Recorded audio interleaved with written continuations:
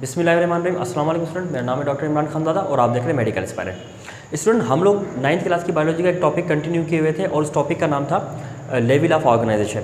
Level of organisation में हम लोगों ने एटम से लेकर बायोस्फीयर तक लेवल ऑफ ऑर्गेनाइजेशन कर ली थी, लेकिन कुछ लेवल ऑफ ऑर्गेनाइजेशन अभी भी रहते हैं, यानी unicellular level of organisation, multicellular level of organisation और उसका कॉलोनियल ऑर्गेनाइजेशन का लेवल। तो आज हम इन तीनों के कॉन्सेप्ट क्लियर करेंगे कि यूनिसेलुलर, मल्टी सेलुलर या कॉलोनियल ऑर्गेनाइजेशन का लेवल क्या होता है। सबसे पहले हम डिस्कस करेंगे यूनिसेलुलर लेवल ऑफ ऑर्गेनाइजेशन। अब यूनिसेलुलर लेवल ऑफ ऑर्गेनाइजेशन क्या होता है? मतलब कोई भी एक ऑर्गेनिज्म हो और वो कंसिस्ट करता हो सिर्फ एक सेल पर, और वो जो एक सेल है तमाम लाइफ एक्टिविटी परफॉर्म करने की एबिलिटी रखता हो, ऐसा ऑर्गेनिज्म यूनिसेलुलर कहलाएगा।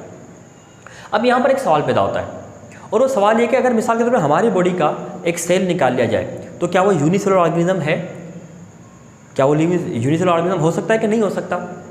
देखिए, हमारा जो एक सेल है ना, अगर हम उसको अपनी बॉडी से सेपरेट करके अलग कर दें तो वो हमारी बॉडी के साथ जब तक अटैच है तो वो लिविंग है, लेकिन बॉडी से सेपरेट करने के बाद वो जो भी लिविंग एक्टिविटी हमारी बॉडी के साथ परफॉर्म कर रहा था फिर वो इंडिपेंडेंटली परफॉर्म नहीं कर सकता।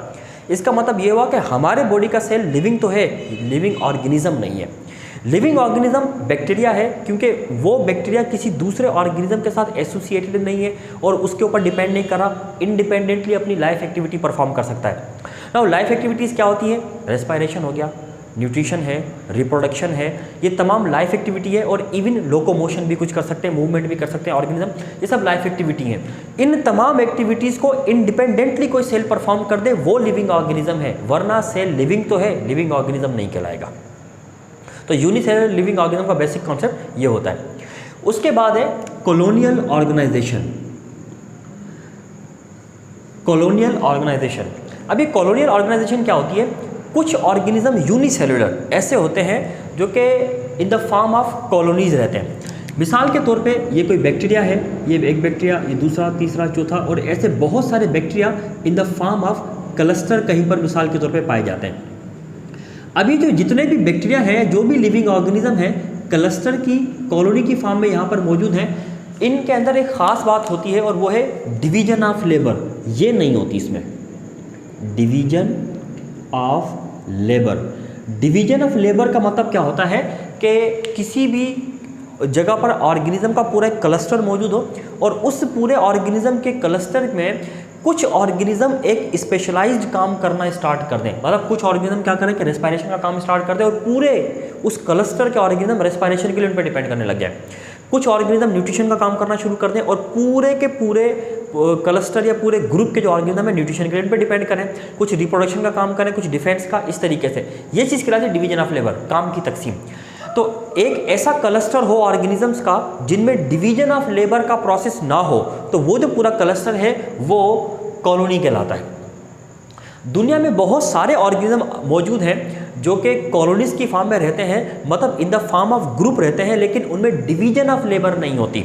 और डिवीजन ऑफ लेबर ना होने की वजह से वो इंडिपेंडेंट लाइफ गुजार रहे होते हैं। मतलब मिसाल के तौर पे इस पूरी कॉलोनी में अगर इस एक ऑर्गेनिज्म को आप कंसीडर कर लेते हैं तो ये ऑर्गेनिज्म बाकी के जितने भी ऑर्गेनिज्म होते हैं इसके ऊपर डिपेंड नहीं करता, ये इंडिपेंडेंट अपनी लाइफ गुजार रहा होता है। इसी तरीके से किसी को भी आप कर लें, यानी जो इसकी लाइफ एक्टिविटीज़ हैं, न्यूट्रिशन, रेस्पिरेशन, रिप्रोडक्शन, जो भी एक्टिविटी है सारी ये खुद परफॉर्म कर रहा होता है। इसकी परफॉर्मेंस के लिए किसी दूसरे पर डिपेंड नहीं करना पड़ता। अब चूंकि ये ऑर्गेनिज्म डिवीजन ऑफ लेबर से यानी इनमें नहीं होती, इसलिए इनके अंदर मल्टी सेलुलर ऑर्गेनाइजेशन का ट्रेंड भी नहीं पाया जाता। यानी ऐसा कभी भी नहीं हो सकता कि कभी किसी के जहन में सवाल आता है कि कॉलोनीज भी तो बहुत सारे सेल्स का क्लस्टर है ना, तो ये आपस में कंबाइन हो जाए, कंबाइन होने के बाद टिश्यू और टिश्यू आपस में कंबाइन होकर ऑर्गन बना ले। ऐसा कभी भी नहीं होता। क्यों नहीं होता? सिर्फ इस एक प्रोसेस की वजह से, division of labour. Division of labour ना होने की वजह से इनमें कभी भी आपस में कंबाइन होकर टिश्यू या ऑर्गन बनाने की सलाहियत होती ही नहीं है। इसके बाद अगली जो आखिरी लेवल है ऑर्गेनाइजेशन का वो है multicellular organisation. Multicellular organisation, अच्छा, ये मल्टी सेलुलर ऑर्गेनाइजेशन क्या होती है? मल्टी सेलुलर ऑर्गेनिज्म या मल्टी सेलुलर ऑर्गेनाइजेशन कहते हैं कि कोई भी एक ऐसा ऑर्गेनिज्म हो जिसमें एक से ज़्यादा सेल पाए जाते हों डिफरेंट टाइप के, ऐसा ऑर्गेनिज्म मल्टी सेलुलर ऑर्गेनिज्म कहलाता है। अब मल्टी सेलुलर ऑर्गेनिज्म जो होता है उसमें डिफरेंट टाइप के सेल होते हैं और एक से ज़्यादा होते हैं, तो उनके अंदर डिवीजन ऑफ लेबर का भी काम शुरू हो जाता है।